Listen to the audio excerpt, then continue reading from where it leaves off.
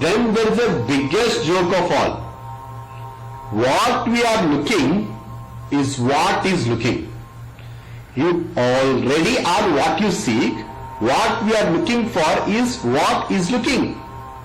This means that the starting point and the destination are the same.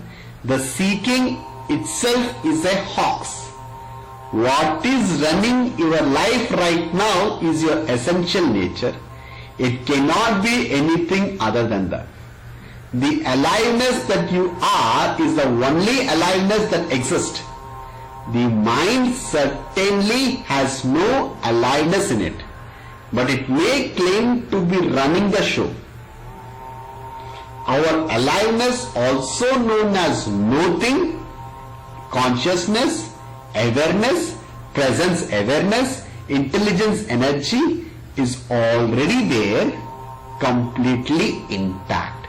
The purpose of the seeing is to be that, but we already are that. What is running your life right now is your essential nature, nothing. It cannot be anything other than that nothing, which is awareness. The aliveness that you are is the only awareness that exists.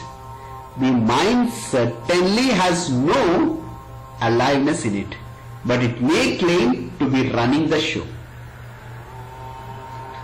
Jiddu Krishnamurti sir was right when he said that there is no path to truth at all, none whatsoever.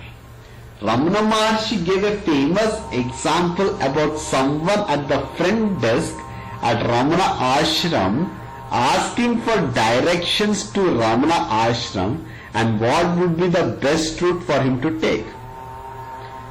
Then there is a problem of the spiritual practice. If a practice is done by the defective suffering one, the ego, to achieve a certain result, over the course of time, the practice itself is mortally wounded.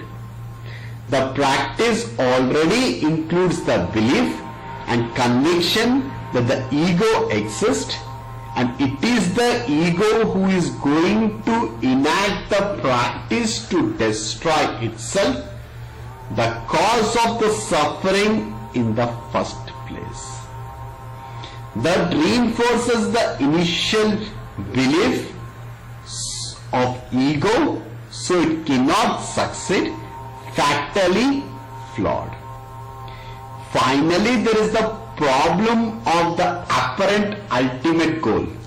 If the objective is enlightenment or awakening, we are aiming for an abstraction which by definition does not exist.